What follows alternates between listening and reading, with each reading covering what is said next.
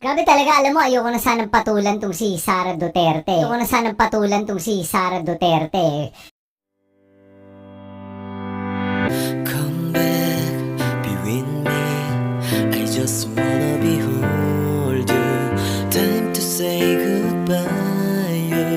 Do you love again? Missing you, I'm missing you. Come to Grabe talaga, alam mo, ayoko na sanang patulan tong si Sara Duterte. Pero recently kasi naglabas siya ng statement na kinikriticize niya yung ating gobyerno sa mga iba't ibang bagay. And I wanna go through each and every one of these statements para makita nga natin kung nagsasabi ba siya ng katotohanan o kaya sinusubukan na naman niya mambudol at umaasa siya na may mauuto pa siya sa kanyang mga sinasabi. So unang-una, sige, sabi niya na yung flood control daw, wala daw tayong master plan. Yes, that's true, wala tayong master plan. Pero huwag natin kakalimutan, yung tatay niya mismo ay presidente for the last 6 years. Anong ginawa ng tatay niya? Wala. So technically, tinutukoy niya ang tatay niya dito. Pangalawa, sinasabi niya na palpak daw yung ating healthcare system. Alam mo, yung healthcare system natin is not perfect. I agree. Pero ito masasabi ko, nung panahon ng tatay niya, huwag natin kakalimutan yung Parmali scandal na yan, ha. Tapos yung pinilit tayong mga Pilipino sumuot ng face shields habang yung kanyang mga korap na kaibigan ay nakinabang at kumita ng malaki sa utang na kinuha ni Duterte para panlaban doon ng pandemya habang tayong lahat ay nakakulong sa bahay. Nakasuot ng mga face shields na walang kwenta naman. Yan ba ang maayos na healthcare system? Tapos sinabi naman niya na hindi daw marunong ating mga polis at hindi daw talaga masasolve yung problem ng pagkakulang ng pulis sa ating mga lungsod. Pero din problema sa statement niya, gaano ka contradictory yan. Habang sinasabi niya yun, huwag mong kakalimutan na siya mismo ay may 400 na security personnel na nakabantay para sa kanya lang. Habang tayo mga Pilipino, isang pulis lang per 500 residents. Tapos siya nag-iisa, tapos 400 na nakabantay sa kanya. Medyo ipokrita ang dating sa akin nun eh. Nasasabihin niya na importante ang seguridad ng ating mga mamamayan at ng ating bansa, pero siya mismo ang takaw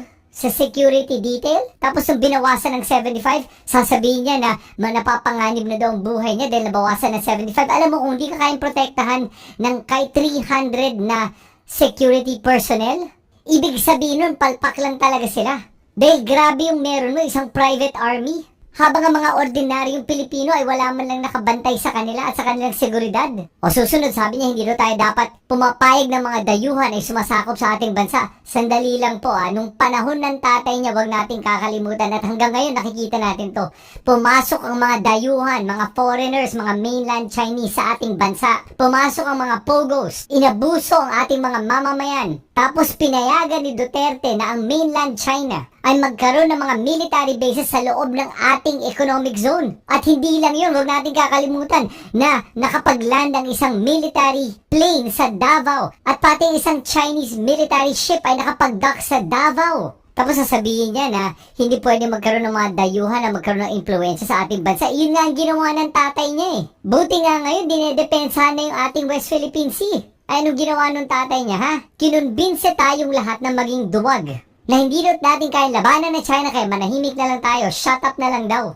Yun ang gusto nila palagi eh. Manahimik na lang tayo pero hindi na pwede yun eh. Tapos ngayon sinasabi naman niya na may problema sa edukasyon. Huwag natin kalimutan siya yung dating education secretary at anong ginawa niya doon? Wala. Imbis na tutukan ng edukasyon, tinutukan niya ay mag-red tag ng mga guro natin. Tapos sa lahat-lahat ng mga issue na hinaharap ng ating bansa from Pogos, West Philippine Sea, nung nangyaring bagyo na Karina, na marami sa ating mga mamamayan na nangangailangan ng mga relief goods, nasan siya? Nasa ibang bansa para manood ng Taylor Swift concert.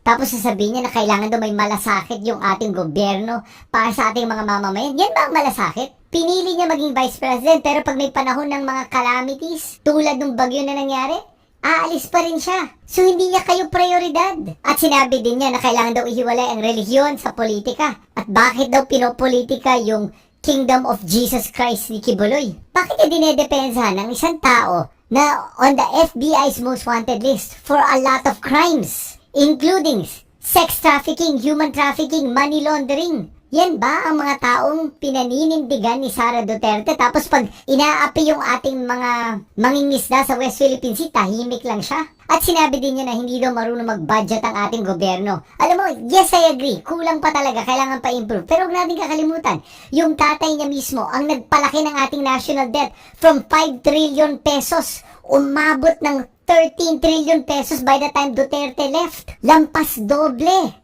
So, sino hindi marunong mag-budget? Yung tatay niya. Siguro yung tatay nga niya kinakausap niya. At siya mismo din at yung kapatid niya.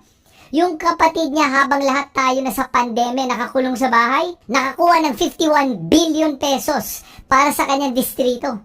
At si Sara Duterte, wag natin kakalimutan, gumastos ng 125 million pesos in 11 days. Tapos yung vice presidential budget, nung bago siya naging vice president, nasa 700 million lang yan. Ngayon, last year, naging 2.3 billion pesos, over 3 times the original budget of the vice president.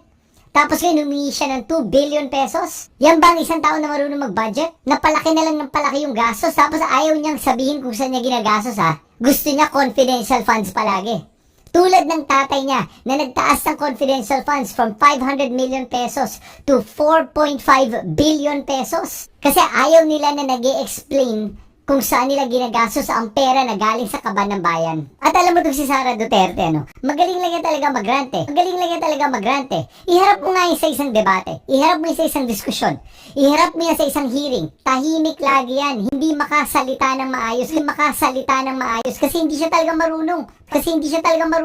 Panay nonsense sinasabi niya at aminin na natin, nonsense talaga lahat ng sinasabi niya. At sa susunod na magbabanggit siya ng mga ayaw niya sa ating gobyerno, puntahan niya yung tatay niya, sabihin niya sa kanya. Kasi kung tutuusin, tatay niya ang gumawa ng mga lahat ng mga inaangal niya ngayon. Kaya sana po huwag na tayo magpapauto at magpapabudol sa mga tulad ni Sara Duterte at ang mga Duterte at ang mga kasabot nila. Dahil matagal na nilang ginagawa sa ating Pilipinas, tama na, sobra na. At buti naman, lumalaban na ang ating gobyerno sa mga talagang sumasakop sa ating bansa at sa mga traidor ng ating bansa.